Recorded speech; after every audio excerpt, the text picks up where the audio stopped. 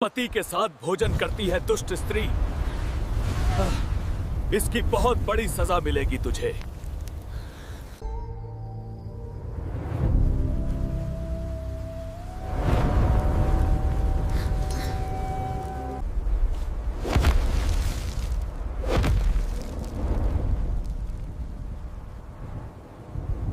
क्या आप जानते हैं कि पति पत्नी का एक साथ भोजन करने से क्या प्रभाव पड़ता है? और भोजन के दौरान वे कौन सी गलतियां आई हैं जिनसे घर की सुख समृद्धि दूर हो जाती है? साथ ही कौन सा भोजन आपके घर में बरकत और शांति लाता है? आज हम इन्हीं रहस्यों को एक प्राचीन कथा के माध्यम से जानेंगे जो स्वयं श्री कृष्ण ने नारद जी को सुनाई थी। तो आइए वीडियो शुरू करते हैं। बहुत समय पहले की बात है। कृष्ण महल में विराजमान थे और उनके सामने नारद जी उपस्थित हुए। आते ही उन्होंने प्रणाम किया और बिना किसी झिझक के बोले, प्रभु, आज एक बात मेरे मन को परेशान कर रही है। कृष्ण ने उन्हें बैठने का संकेत दिया और शांत स्वर में कहा, कहिए नारद, आप तो हमेशा सीधे विषय पर आते हैं। नारद जी ने कहा, पृथ्वी लोक में मैंने कई घरों में देखा कि स्त्रियां पति के साथ एक ही थाली में भोजन कर लेती हैं। कई बार तो समय, दिशा और शुद्धता जैसी बातों का ध्यान भी नहीं रखती। कुछ तो पति से पहले ही खाने बैठ जाती हैं। मुझे समझ नहीं आ रहा कि यह ठीक है या गलत। कृष्ण ने हल्की मुस्कान के साथ कहा, नारद, भोजन की मर्यादा बहुत सूक्ष्म विषय है। इसे साधारण बात समझना ही सबसे बड़ी भूल है। नारद ने तुरंत पूछा, तो फिर इसका सही उत्तर क्या है प्रभु? पति और पत्नी को कैसे भोजन करना चाहिए? कृष्ण बोले, इसका उत्तर सीधे शब्दों में देने से तुम्हारी जिज्ञासा शांत नहीं होगी। इसके पीछे एक गहरी शिक्षा है। मैं तुम्हें एक पुरानी कथा सुनाता हूं। बहुत समय पहले एक नगर में एक सेठ रहता था, पर उससे ज्यादा उसके सौम्य स्वभाव और धर्मपरायण जीवन के लिए सम्मान करते थे। वह किसी पर तेज नहीं उठाता था, हर बात सोच समझकर करता था और व्यापार में उसकी बुद्धि इतनी साफ थी कि लोग उसके सुझाव को अंतिम मान लेते थे। उसकी पत्नी भी उसी के समान सरल, विनम्र और धर्मपालक थी। वह हर दिन ब्रह्म मुहूर्त में उठती, घर का वातावरण शांति से भर देती, भगवान का स्मरण करती और उसके बाद ही किसी अन्य काम को हाथ लगाती। नगर की स्त्रियां उसे आदर्श मानती थीं और उसके आचरण को देखकर अपने घरों में भी व्यवस्था बनाती थीं। उनके घर में कभी धन की कमी नहीं हुई, कभी कलह नहीं हुई। चाहे कैसी भी परिस्थिति बाहर हो, भीतर का माहौल हमेशा संतुलित और शांत रहता था। ऐसा माना जाता था कि सेठ और उसकी पत्नी दोनों भगवान विष्णु के सच्चे भक्त थे और उनकी भक्ति ही उनके परिवार की मजबूती का आधार थी। लोग कहते थे कि जिस घर में सुबह से शाम तक नियम और मर्यादा का पालन हो, वहां लक्ष्मी का वास स्वयं हो जाता है। यही कारण था कि उस घर में सुख, समृद्धि और खुशहाली हर समय विद्यमान रहती थी। लेकिन इस बड़े सौभाग्य के बीच एक कमी थी और वह थी संतान का अभाव। दोनों मन में पुत्र की इच्छा रखते थे, पर चाह कर भी यह सुख उन्हें नहीं मिला था। समय बीतता गया, वर्षों बीत गए, पर संतान का सुख दूर ही रहा। लोग कहते थे कि इतना पुण्य करने वाला दंपत्ति यदि संतान से वंचित रह जाए तो अवश्य ही इसका रहस्य किसी गहरे कर्म में है। पर सेठ और उसकी पत्नी कभी किसी से शिकायत नहीं करते थे। वे अपने कर्म करते रहे और भीतर से विश्वास रखते थे कि जब समय होगा तब भगवान कृपा करेंगे। पत्नी रोज तुलसी को जल अर्पित करती, भूखों को भोजन कराती, घर आए अतिथि का स्वागत करती और किसी भी कार्य को बिना शुद्धता के हाथ नहीं लगाती। सेठ भी हर निर्णय से पहले धर्म को ध्यान में रखता, चाहे व्यापार का मामला हो या किसी गरीब की मदद का। दोनों अपने जीवन को ईश्वर समर्पण मानकर आगे बढ़ते रहे। धीरे धीरे नगर में उनके नाम की प्रतिष्ठा बढ़ती गई, क्योंकि लोग उनके घर को आदर्श गृहस्थ जीवन का उदाहरण मानते थे। एक दिन पत्नी ने मन ही मन सोचा कि शायद भगवान मेरी परीक्षा ले रहे हैं, इसलिए मैं और अधिक नियम पूर्वक जीवन जीऊंगी। भगवान विष्णु ने अंततः उनकी तपस्या और धर्म पालन से प्रसन्न होकर उन्हें संतान का आशीर्वाद देने का निश्चय किया। एक शुभ दिन उनके घर पुत्र का जन्म हुआ और पूरा नगर खुशी से भर गया। जिस घर में वर्षों तक एक खालीपन था, वह अचानक उल्लास से भर उठा। सेठ की पत्नी ने पुत्र को देखकर आंसू बहाए, पर वे आंसू दुख के नहीं बल्कि उस पूर्णता के थे जिसका इंतजार उसने कई वर्षों तक किया था। सेठ ने भी अपने पुत्र के जन्म को ईश्वर की कृपा माना और पहले दिन से ही प्रण किया कि वह उसे ऐसा संस्कारी और विवेकी बनाएगा कि वह आगे चलकर समाज के लिए उदाहरण बने। बच्चा बड़ा हुआ, उसकी बुद्धि तीव्र थी और उसके स्वभाव में माता पिता दोनों की झलक साफ दिखाई देती थी। बच्चे के 7 वर्ष का होते ही सेठ ने निश्चय किया कि उसे उचित शिक्षा के लिए आश्रम भेजा जाए, ताकि वह शास्त्र, नीति, विनम्रता और व्यवहार सब कुछ सीख सके। इसलिए सेठ ने अपने बेटे को एक आश्रम में गुरु के पास भेज दिया। वहां रहकर सेठ का लड़का शिक्षा ग्रहण करने लगा। सालों की शिक्षा के बाद लड़का एक तेजस्वी युवक बनकर घर लौटा। उसका चेहरा तेज से भरा था, आवाज स्थिर थी और बातों में स्पष्टता थी। पिता उसे देखकर गर्व से भर गया और मां उसे गले लगाकर अपनी तपस्या का फल महसूस करने लगी। उसके लौटने के कुछ ही समय बाद सेठ ने उसके विवाह का विचार किया और एक सुशील, संस्कारी कुल की लड़की का चयन कर लिया। पूरे नगर में शादी की चर्चा फैल गई और विवाह बड़े धूमधाम से संपन्न हुआ। बहू घर आई, घर वालों ने उसे सम्मान दिया और गृहस्थ जीवन की जिम्मेदारियां सौंप दी। बहू के आने के बाद कुछ दिनों तक घर वातावरण हल्का और सुखद बना रहा। सास ने उसे हर बात धीरे धीरे सिखानी शुरू की और बहू भी हाँ में हाँ मिलाती रहती। लेकिन जैसे ही विवाह के शुरुआती दिन बीते, उसका अपना स्वभाव उभरने लगा। वह घर में प्रचलित नियमों को गंभीरता से नहीं लेती थी। सुबह उठने का समय अनियमित होने लगा, जबकि इस घर में ब्रह्म मुहूर्त का बड़ा महत्व था। सास उसे समझाती कि यह समय देवताओं का होता है और इस समय उठने से मन, शरीर और घर तीनों को शांति मिलती है। लेकिन बहू इसे आधुनिकता के हिसाब से बेकार की पाबंदी समझती। उसे लगता कि जब मन हो तब उठना ही ठीक है। धीरे धीरे उसकी आदतें बदलने लगीं और उसके साथ ही घर की दिनचर्या भी डगमगाने लगी। समस्या तब और बढ़ी जब बात भोजन की शुद्धता पर आई। कई बार अपने कमरे से सीधे रसोई में चली जाती, बिना हाथ मुंह धोए। कभी किसी भी दिशा में बैठकर खाना शुरू कर देती। सास ने अनेक बार समझाया कि भोजन पूर्व या उत्तर दिशा की ओर मुख करके करना चाहिए, क्योंकि इससे शरीर और मन दोनों संतुलित रहते हैं। उन्होंने यह भी बताया कि खाना शुरू करने से पहले अन्नपूर्णा माता को धन्यवाद देना चाहिए और भूखे जीवों के लिए प्रार्थना करना घर की संपन्नता बढ़ाता है। लेकिन बहू इन बातों को अनसुना कर देती। धीरे धीरे बहू की एक और आदत सामने आई, जिसने सास को चिंता में डाल दिया। वह कई बार अपने पति के साथ एक ही थाली में बैठकर खाना खाने लगती। कभी वह पति से पहले खाना शुरू कर देती। सास ने उसे धीरे से समझाया कि एक ही थाली में खाना शास्त्रीय दृष्टि से उचित नहीं माना जाता और गृहस्थ जीवन के संतुलन को बिगाड़ता है। पति से पहले भोजन करना भी अशुभ माना जाता है, क्योंकि इससे घर की लक्ष्मी शक्तियां कमजोर हो जाती हैं। लेकिन बहू इन बातों को पुराने जमाने की सोच कहकर टाल देती। समय बीतता गया और बहू की गलतियां बढ़ती गईं, जबकि परिवार अंदर ही अंदर चिंतित होता गया। सेठ का बेटा भी कई बार उसे समझाता कि मां कह रही हो तो उसका कोई अर्थ होगा, लेकिन बहू इसे सास की पुरानी आदत समझकर अनदेखा कर देती। धीरे धीरे बेटा भी असमंजस में पड़ गया। एक ओर मां की चिंता, दूसरी ओर पत्नी की नाराजगी। धीरे धीरे घर की शांति डगमगाने लगी। पहले जहां सुबह तुलसी चौरे से घंटी की मधुर ध्वनि आती थी, वहां अब बहू की उदासीनता ने एक अजीब सी चुप्पी पैदा कर दी। घर में मौजूद सकारात्मक ऊर्जा धीरे धीरे कम होने लगी। कुछ ही समय बाद इसका असर व्यापार पर भी दिखने लगा।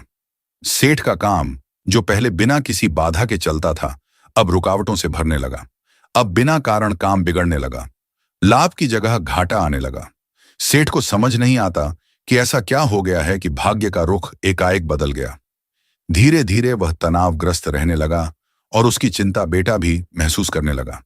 पर परिवार किसी को बताना नहीं चाहता था कि घर की ऊर्जा ही कमजोर पड़ चुकी है।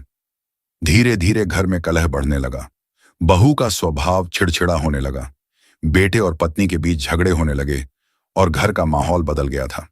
सास ने कई बार बहू को समझाने की कोशिश की, पर हर बार वही जवाब मिलता कि वह इन बातों पर विश्वास नहीं करती। बहू को लगता था कि उसका जीवन उसके हिसाब से चलेगा, चाहे घर की परंपराएं कितनी भी पुरानी क्यों न हों। घर में बदलाव इतने शांत तरीके से हुआ कि पहले किसी को लगा ही नहीं कि इसका असर कितना गहरा होगा। लेकिन कुछ ही महीनों के अंदर माहौल पूरी तरह बदल चुका था। सेठ रोज सुबह दुकान जाते तो जाते समय चेहरे पर चिंता की रेखाएं पहले से गहरी दिखती। एक शाम जब वह भारी कदमों से घर लौटे तो पत्नी ने पूछा, आज भी काम नहीं बना क्या? सेठ ने थका हुआ सा जवाब दिया, न जाने क्या हो रहा है। जो सौदे हाथ में आते हैं वे पलट जाते हैं। मैं जितना समझने की कोशिश करता हूं उतना ही उलझ जाता हूं। पत्नी चुप हो गई, लेकिन उसके मन में बार बार वही बात घूमने लगी कि घर की मर्यादा कहीं ना कहीं टूट चुकी है। उधर बहू अपने हिसाब से ही घर चला रही थी। कई बार वह पति से पहले भोजन कर लेती। एक दिन सुबह जब सास ने देखा कि बहू सीधे रसोई में चली गई बिना हाथ मुंह धोए, तो उन्होंने धीरे से कहा, बेटी, पहले थोड़ा जल लेकर हाथ पैर धो लो, फिर रसोई में आना। रसोई शुद्ध स्थान है। बहू ने बिना पलटे कहा, माँ जी, इतनी सुबह उतनी ठंडे पानी से कौन धोए? रोज इतनी सफाई सफाई की बातें मत किया करें। मैं आजकल के समय की लड़की हूं। सास निरुत्तर रह गई, लेकिन उनके मन में दर्द सा हुआ कि बहू आदर से बात भी नहीं करती। धीरे धीरे सेठ का बेटा भी दो राहों पर खड़ा होने लगा। वह मां की भावनाएं समझता था, लेकिन पत्नी से तर्क करने पर घर में झगड़ा होने लगता। एक शाम वह बहू से बोला, देखो, मां की बातों में बुरा मानने जैसा कुछ नहीं है। यह घर उन नियमों पर ही टिका है जिन्हें तुम हल्के में ले रही हो। बहू ने तुनक कर कहा, तो क्या मैं सब कुछ छोड़कर बस पुरानी परंपराएं निभाती रहूं? मुझे भी अपनी सुविधा चाहिए। बेटे ने शांत होकर कहा, सुविधा ठीक है, पर घर की ऊर्जा भी तो देखनी पड़ेगी। बहू झंझलाकर बोली, ऊर्जा नहीं, ये तुम्हारी मां की बनाई पाबंदियां हैं। पति कुछ पल उसे देखता रहा। उन दोनों के बीच का यह पहला बड़ा विवाद था। इसी तनाव के बीच एक दिन ऐसा आया जब सास ने तय किया कि वह इस विषय पर बहू से खुलकर बात करेंगी। उन्होंने दोपहर में उसे बुलाया और धीरे से कहा, बेटी, तुमसे एक बात कहना चाहती हूं। घर की हालत दिन पर दिन खराब होती जा रही है और मुझे लगता है कि यह सब भोजन की मर्यादा टूटने से हो रहा है। बहू ने भौहें चढ़ाकर पूछा, तो आप कहना चाहती हैं कि घर बर्बाद मैं कर रही हूं? सास ने शांत स्वर में कहा, नहीं बेटी, मैं यह नहीं कह रही कि तुम जानबूझकर कर रही हो, पर कुछ नियम ऐसे हैं जिन्हें तोड़ने से अन्न देवता रुष्ट हो जाते हैं।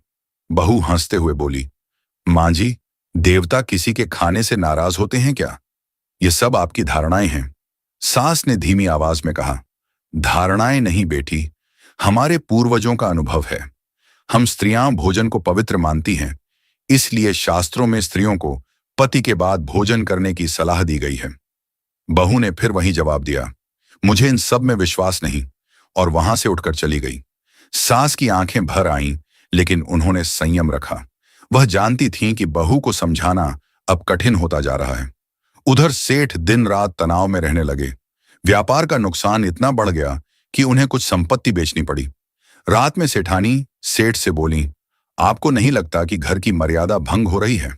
सेठ ने गहरी सांस लेकर कहा, हाँ, लगता तो है, पर हम अपनी बहू पर जोर भी नहीं डाल सकते। बेटे का घर टूट जाए, यह भी नहीं चाहता। सेठानी ने सिर झुका लिया। धीरे धीरे यह संकट इतना बढ़ गया कि घर की शांति पूरी तरह समाप्त हो गई। बेटे और बहू में झगड़े बढ़ने लगे। बहू की जिद हर दिन तेज होती जा रही थी। एक शाम जब बहू फिर पति से पहले खाने बैठ गई और सास ने बस इतना कहा कि बेटी, एक बार उसे बुला लो, तो बहू पलटकर जोर से बोली, मां जी, मैं बच्ची नहीं हूं कि हर बात पर टोका टोकी सहूं। उस आवाज ने पूरे घर को चीर दिया। पति कमरे से बाहर आया और गुस्से में बोला, बस, बहुत हो गया। मेरी मां का इतना अपमान मैं बर्दाश्त नहीं करूंगा। बहू भी तैश में बोली, तो आप भी अपनी मां के ही बेटे बने रहिए, मैं अपने तरीके से ही चलूंगी। बात इतनी बढ़ गई कि लड़का गुस्से से बोला, अगर इतनी ही दिक्कत है तो आज से इस घर में मत रहो, और उसने बहू को धक्के से बाहर निकाल दिया। यह वह क्षण था जहां घर की सारी खुशियां, सारी मर्यादाएं और सारी उम्मीदें एक साथ टूटकर बिखर गईं। बहू ने बिना सोचे अंधेरे रास्ते पर कदम बढ़ा दिए। रात का समय था और आसमान पर बादल छाए हुए थे। रास्ते पर दूर दूर तक कोई नहीं, सिर्फ हवा की आवाज और बहू के कदमों की गूंज। वह चलते चलते खुद से बोलने लगी, आखिर गलती क्या थी मेरी? क्या बस इतना कि मैं अपनी तरह से जीना चाहती थी? क्या थोड़ा सुविधाजनक जीवन चाहना इतना बड़ा अपराध था? उसके भीतर दर्द था, लेकिन अभी भी जिद बाकी थी। वह आगे बढ़ी, गांव से दूर निकलती गई। रास्ता धीरे धीरे जंगल की ओर मुड़ रहा था, पर उसे परवाह नहीं थी।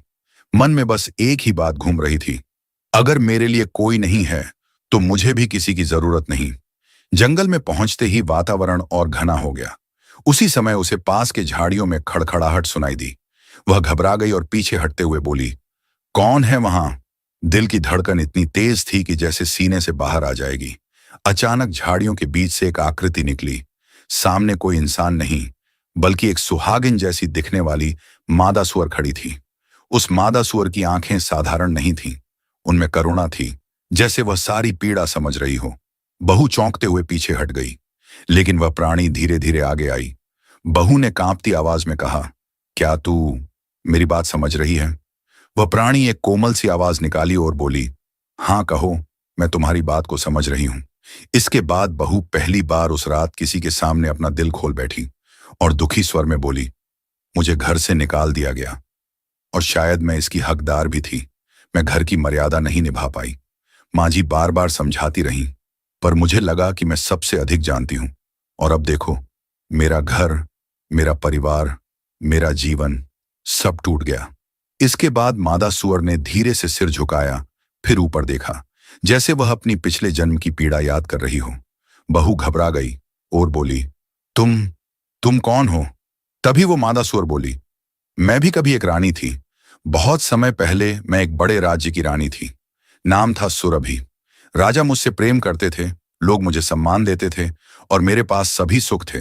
पर एक कमी थी, मैं अपनी जिद की गुलाम थी। जो मन करता था वही करती। कोई नियम, कोई मर्यादा, कोई परंपरा मुझे अच्छी नहीं लगती थी। सुवर्णी ने आगे कहा, मेरे महल में भोजन की मर्यादा बहुत महत्वपूर्ण मानी जाती थी। रसोई से लेकर थाली तक हर चीज का नियम था, पर मैं इन बातों को बस पुरानी मान्यताएं समझती थी। मैं राजा के साथ ही भोजन करती, कई बार आधा छोड़ा हुआ भोजन उन्हीं की थाली में वापस ले जाकर रख देती। मुझे ये भी नहीं सोचना था कि अन्न देवता का अपमान कितना बड़ा पाप है। सुवर्णी का स्वर भारी हो गया और वो आगे बोली, अन्न देवता नाराज हो गए, पर उससे भी बड़ी बात यह थी कि मैं किसी की बात सुनती ही नहीं थी। मेरी सास बहुत धर्मपरायण थी। वे हर दिन मुझे समझाती कि भोजन की परंपरा घर को थामे रखती है, पर मैं उनका मजाक उड़ाती, कहती, ये सब तुम्हारे जमाने की बातें हैं। उन्हें दुख पहुंचता, पर फिर भी वे प्यार से समझाती रहीं। सुवर्णी ने कहा, एक दिन मेरी अवज्ञा हद से बढ़ गई। मैंने राजा की थाली में बचा हुआ भोजन लेकर रख दिया। ये मेरे राज्य में अत्यंत अशुभ माना जाता था। राजा ने कुछ नहीं कहा, पर अन्न देवता अत्यंत क्रोधित हुए। उसी रात जब मैं भोजन के बाद सोई, मुझे एक भयानक सपना आया। सपना नहीं, दंड था। इतना सुनकर बहू कांप उठी और बहू की आंखें फैल गईं। वो डरते हुए बोली, क्या दिखा सपने में? सुवर्णी ने उत्तर दिया, मैंने देखा कि पूरा महल अंधेरे में डूब गया है। रसोई की अग्नि बुझ गई है।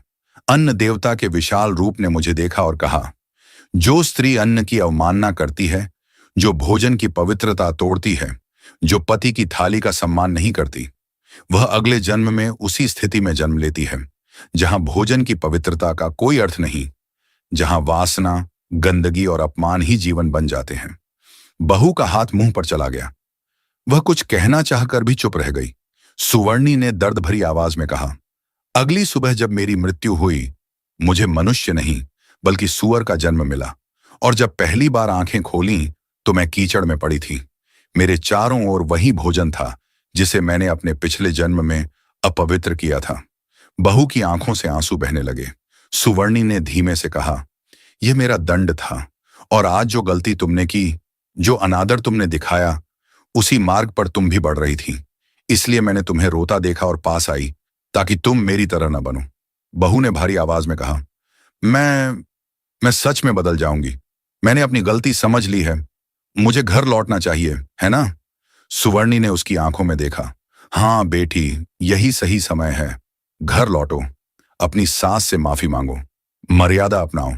परिवार नियमों से नहीं, भाव से चलता है, लेकिन जब भाव मिट जाए और अभिमान बढ़ जाए तो हर रिश्ता टूट जाता है। बहू ने सिर झुकाकर कहा, क्या मेरे घर वाले मुझे स्वीकार करेंगे? सुवर्णी ने कोमल स्वर में कहा, अगर पश्चाताप सच्चा हो तो हर द्वार खुल जाता है। बहू ने आंसू पोंछे उठकर सीधी खड़ी हुई।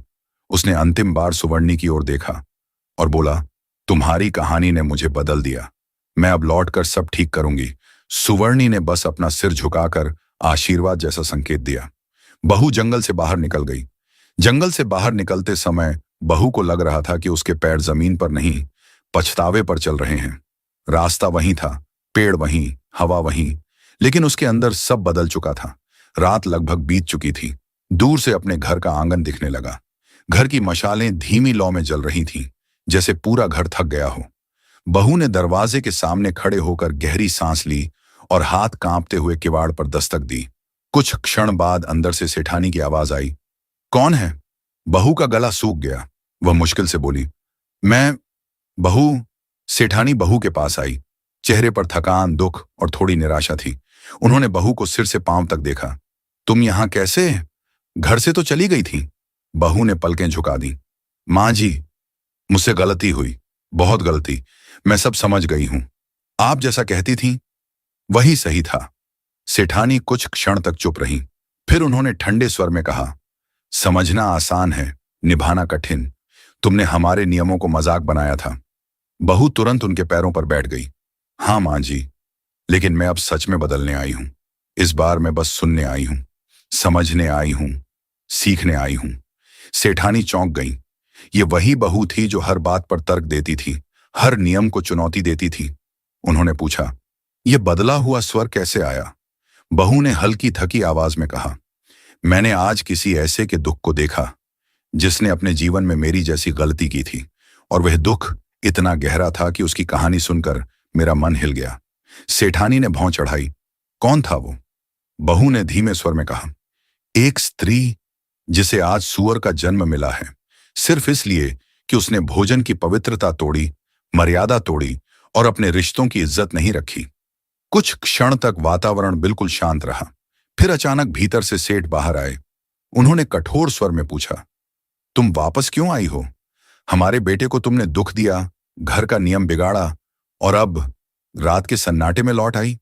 बहू रोते हुए बोली, क्योंकि अब मैं भागना नहीं चाहती। मैं गलत थी। मेरे अभिमान ने मुझे अंधा कर दिया था। अगर आज भी आप कहें तो मैं अभी इसी समय लौट जाऊं, लेकिन पहले मेरी बात सुन लीजिए। सेठानी ने सेठ को धीरे से कहा, सुन लेते हैं। लड़की टूटी हुई लग रही है, शायद सच में बदली हो। सेठ ने कहा, ठीक है, बोलो, पर सच सुनना हमारे लिए आसान नहीं होगा। बहू ने कहा, मां जी, बाबूजी, मुझे समझ आ गया है कि घर की मर्यादा सिर्फ नियम नहीं, सुरक्षा है। मैं सोचती थी ये परंपराएं पुरानी हैं, लेकिन आज समझ आया कि ये ही घर को जोड़ती हैं। सेठ ने गंभीर आवाज में पूछा, तो तुम अब क्या चाहती हो?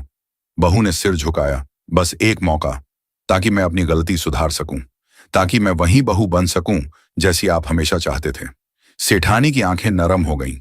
उन्होंने धीरे से कहा, मौका हर किसी को मिलता है, पर सच्चे मन से लौटने वाले बहुत कम होते हैं। अगर तुम्हारा मन सच में बदल गया है तो उठो, अंदर आओ। इसके बाद समय बीतते बीतते घर का वातावरण बदलने लगा था। शुरू में जिस घर में तनाव, क्लेश और एक अजीब सी घुटन का माहौल था, वही घर अब धीरे धीरे शांत होने लगा। सुबह सवेरे उठकर वह सबसे पहले स्नान करती, फिर रसोई में प्रवेश करती।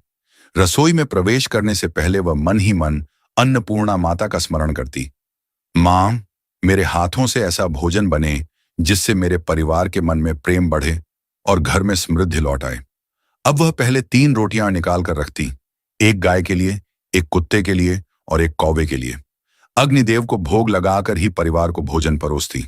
घर के सभी सदस्य एक साथ बैठकर भोजन करवाना अब उसका नियम बन गया था। इसके के बाद श्री कृष्ण नारद जी को भोजन में मुख्य 5 नियम बताते हैं। पहला सिद्धांत, भोजन से पहले की शुद्धता। कृष्ण बोले, जब मनुष्य भोजन करने से पहले हाथ, पैर और मुख धोता है तो वह केवल शरीर की शुद्धि नहीं करता, इससे शरीर में मौजूद सूक्ष्म ऊर्जा मार्ग खुलते हैं, जिससे भोजन का पाचन और अवशोषण बेहतर होता है। भोजन को ग्रहण करने से पहले की शुद्धता मन को शांत करती है और देवताओं की कृपा बुलाती है। दूसरा सिद्धांत, भोजन बनाने वाले का भाव। नारद, भोजन केवल अन्न नहीं, उसमें रसोई बनाने वाले के भाव भी मिलते हैं। जब भोजन बनाने वाला शुद्ध मन से मंत्र स्मरण करते हुए रसोई में प्रवेश करता है, तब वह भोजन प्रसाद बन जाता है। इसी प्रसाद से घर के हर सदस्य का मन स्थिर, शांत और प्रसन्न होता है। तीसरा सिद्धांत, दिशा और समय का विज्ञान। कृष्ण ने कहा, पूर्व और उत्तर दिशा की ओर मुख करके भोजन करने से शरीर में प्राण ऊर्जा संतुलित रहती है। यह सूर्य तथा पृथ्वी की प्राकृतिक ऊर्जा के साथ मनुष्य के प्राणों का संगम है। इसी प्रकार भोजन का उचित समय प्रातः और सायं, यही समय है जब जठराग्नि सबसे अधिक जागृत होती है। समय पर भोजन करने से स्वास्थ्य और ऊर्जा दोनों बढ़ते हैं। चौथा सिद्धांत, भोजन की पवित्रता। जिस भोजन को अशुद्ध हाथों से, क्रोध में, शोर शराबे में या बिना श्रद्धा के बनाया गया हो, वह ऊर्जा रहित हो जाता है। ऐसे भोजन से रोग बढ़ते हैं, मन अशांत होता है और घर में क्लेश जन्म लेता है। इसलिए भोजन को पवित्र रखना, भोजन से पहले देवताओं को भोग लगाना और भोजन करते समय नकारात्मक बातों से बचना अत्यंत आवश्यक है। पांचवां सिद्धांत, पति पत्नी के भोजन का नियम। कृष्ण शांत स्वर में बोले, नारद, पति पत्नी का संबंध केवल शरीर का नहीं बल्कि ऊर्जा का मिलन है। यदि दोनों एक ही थाली से भोजन करते हैं तो उनकी ऊर्जाएं आपस में उलझती हैं, संतुलन बिगड़ता है। इसलिए शास्त्र कहते हैं कि पत्नी को पति के भोजन के बाद ही भोजन करना चाहिए। इससे घर में लक्ष्मी की स्थिरता आती है और परिवार में शांति बनी रहती है। नारद जी ने आदरपूर्वक सिर झुकाया, प्रभु, आपने तो आज भोजन के रहस्य को ही खोल दिया। अब समझ आया कि क्यों कहा गया है कि भोजन ही देवता है और भोजन ही शरीर का जीवन। कृष्ण ने आशीर्वाद देते हुए कहा, नारद, ये नियम केवल अंधविश्वास नहीं बल्कि सनातन विज्ञान है। जो घर इनका पालन करता है वहां सौभाग्य अपने आप लौट आता है। तो दोस्तों, आपने देखा कि कैसे एक बहू ने भोजन से जुड़े छोटे छोटे नियम अपनाकर अपने घर में सुख समृद्धि वापस ला दी। यह केवल कहानी नहीं, यह शास्त्रों में बताई गई वह बुद्धि है जो हर घर के लिए कल्याण का द्वार खोलती है। भगवान श्री कृष्ण ने नारद जी को जो 5 सिद्धांत बताए, वे हर परिवार को अपनाने चाहिए। अगर आपको यह आध्यात्मिक ज्ञान पसंद आया हो तो वीडियो को लाइक करें, अपने दोस्तों और परिवारजनों के साथ शेयर करें और चैनल को सब्सक्राइब जरूर करें। और कमेंट में लिखें, जय मां अन्नपूर्णा और जय श्री कृष्ण जरूर लिखें। आपका एक कमेंट हमारी मेहनत का आशीर्वाद बन जाता है। मिलते हैं अगले दिव्य ज्ञान के साथ।